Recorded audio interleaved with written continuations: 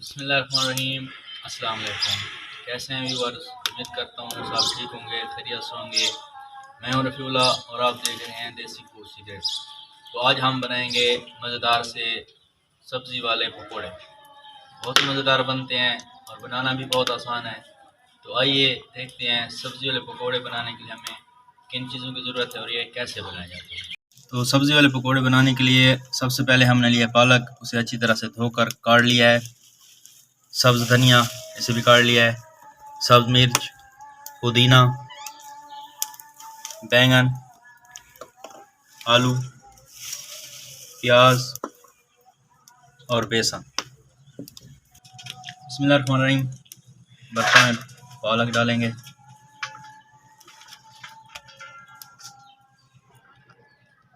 पुदीना,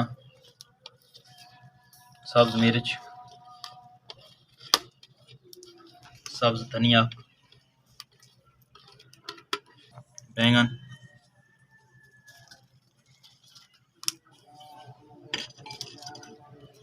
आलू, प्याज और बेसन।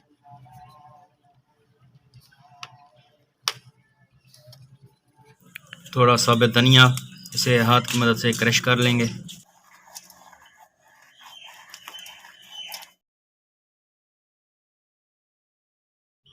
बिस्मिल्लाहिर्रहमानिर्रहीम। नमक शामिल करेंगे, सुरख मिर्च, थोड़ा सा हल्दी पाउडर।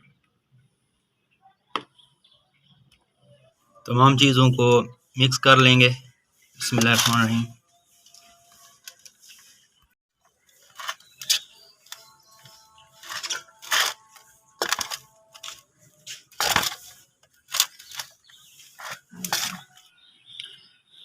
बेसन थोड़ा कम है तो और डालेंगे। बिस्मिल्लाहिर्रहमानिर्रहीम।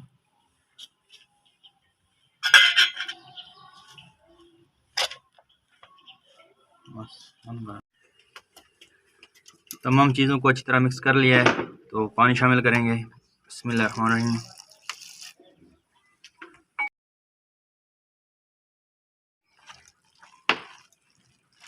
थोड़ा थोड़ा पानी शामिल करते जाएंगे, तमाम चीज़ों को मिक्स करते रहेंगे।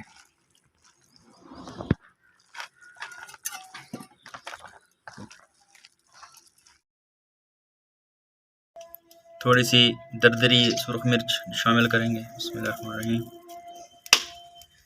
और हाथ की मदद से अच्छी तरह से मिक्स कर लेंगे और अमेज़े को ज़्यादा पतला नहीं करेंगे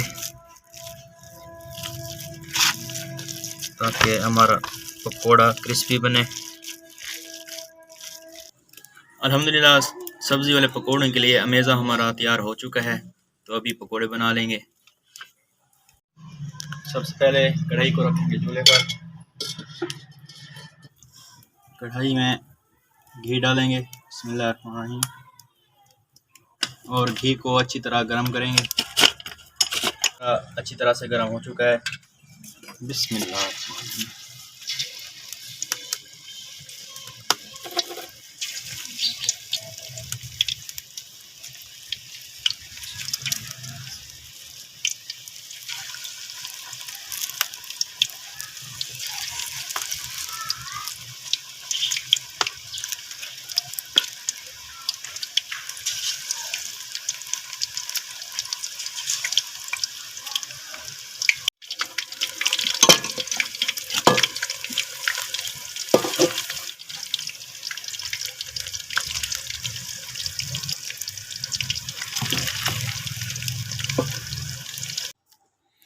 चम्मच की मदद से पकोड़ों को नीचे दबाएंगे ताकि पकोड़े अंदर से भी अच्छी तरह पक जाएं।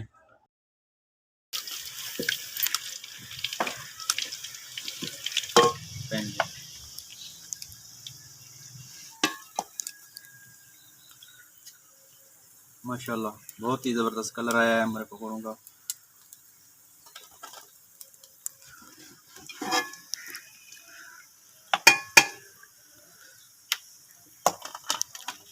अल्हम्दुलिल्लाह। बिस्मिल्लाह।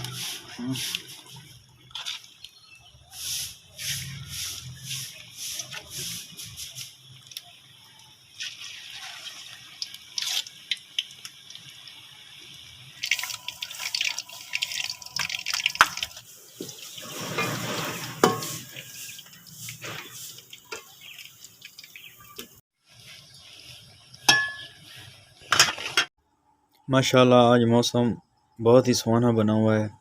आसमान पर चारों तरफ बादल ही बादल हैं। ठंडी ठंडी हवा चल रही है। बिस्मिल्लाह।